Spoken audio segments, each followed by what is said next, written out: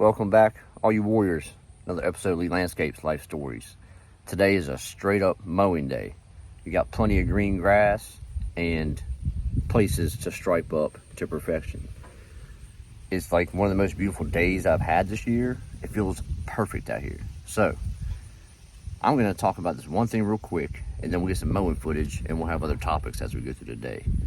But I was watching a guy yesterday on YouTube, and it was a good video giving advice to someone else. Okay, now I'm going to add on to his advice because he was talking about how to get an average time cost per square footage when you see these smaller yards. You can bid per square feet, and he was talking about, he was telling the gentleman, hey, time yourself, see how long it takes you to cut 3,000 square feet, 4, 5, 6, etc., and that way you'll have a easy bid when you just know the square footage of the next property that you got to bid on, which makes sense, But what he failed to mention was, if you're going to time yourself in July and August to figure out how long these yards are going to take you, you're getting a false reading, 100% false reading, because those times are not going to equate to springtime. The grass is totally different, at least anywhere that's not southern turf. That tall turf fescue in the spring, that stuff gets thick and crazy, and it takes a lot extra time to mow. So when I'm bidding things, I always bid for a double cut, because where I'm at, 90% of the time, you're double cutting. It's just so tall. So hey, remember that when you're out here. Maybe you're just trying to learn how to price yourself and get that steady, consistent, hey, that neighborhood is 8,000 square foot per property, so it's such and such dollar amount for me to do it. Think about the burn up grass. You can fly through the stuff. You're barely weed eating. Weed eating takes time to pimp it out. Weed eating is the cream of the crop. Decoration on the top of the cake, in my opinion. Without good weed eating, anybody can mow grass. Psh, looks like trash. Let's get some lines now.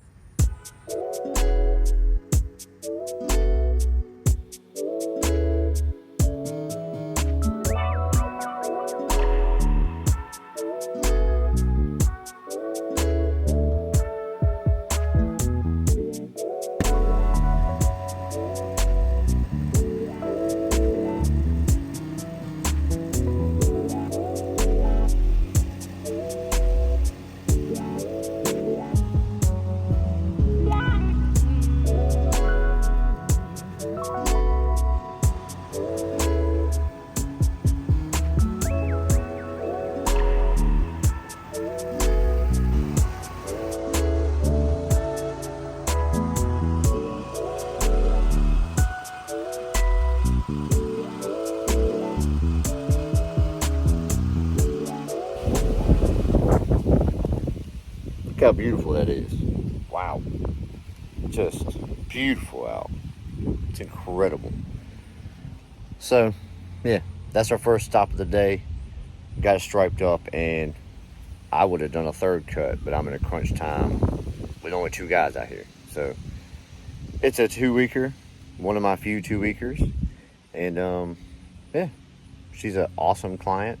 She's an awesome person. And, yeah. Shout out to you, because she does watch our channel.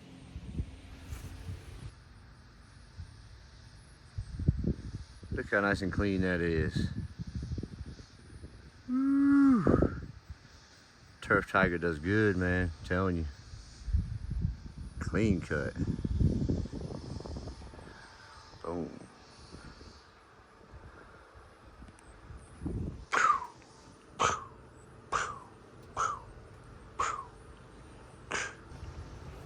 So we're at our next property, and yeah, I love this property. Y'all love this property. The fescue is just amazing.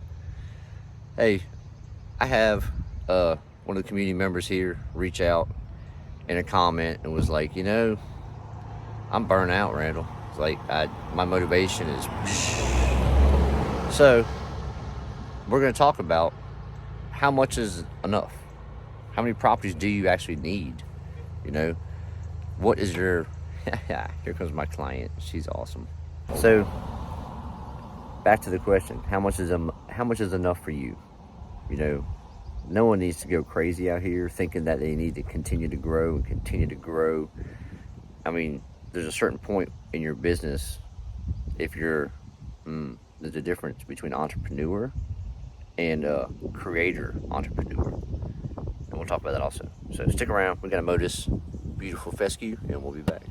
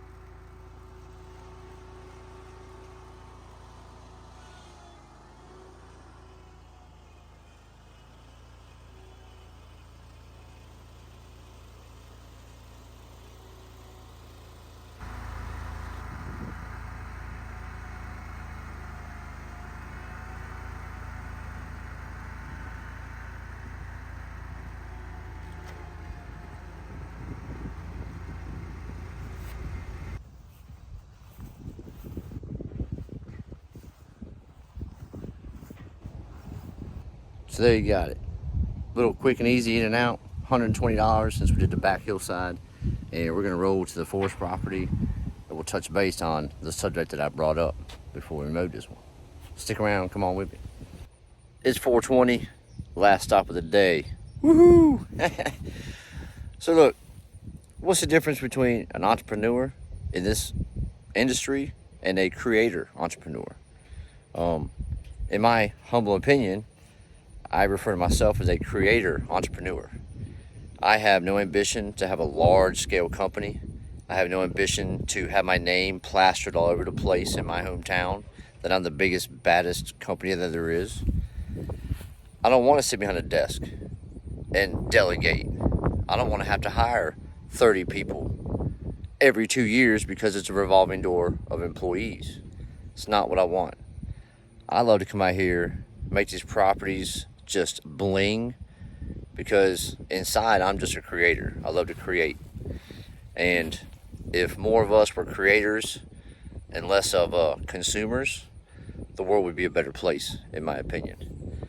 Now, there's nothing wrong with being the other side of the table, the entrepreneur, because they have drive, they have ambitions, they have dreams. They're warriors, but they don't want to be out here sweating, doing the work. That's the difference in my opinion. And when is enough when it comes to accounts? We'll talk about that after I mow this beautiful place. I'll check back in. Stay tuned.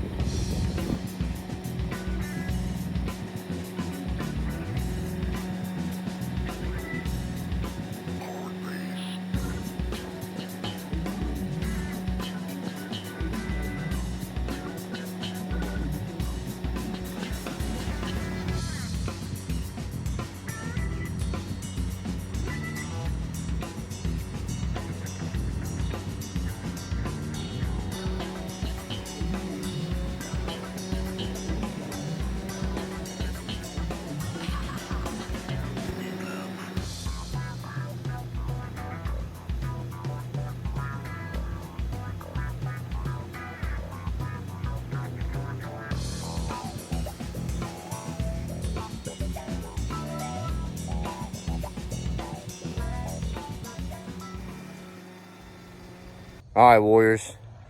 Finished out with an amazing picture from God and an amazing picture from a creator. Cutting grass. I'll check back in. We're going to the house. All right, we got to finish this conversation that we were having, because we got to figure out when enough is enough, because we don't want you to burn out. I figured it out how I wasn't going to burn out. Come on, let's go.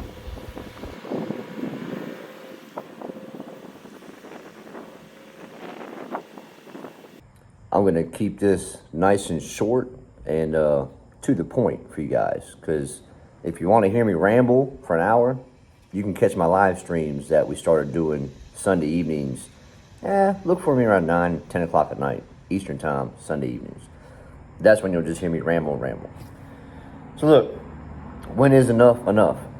First, you got to decide, like I said, are you an entrepreneur or are you a creator entrepreneur? That will help you decide how much is enough.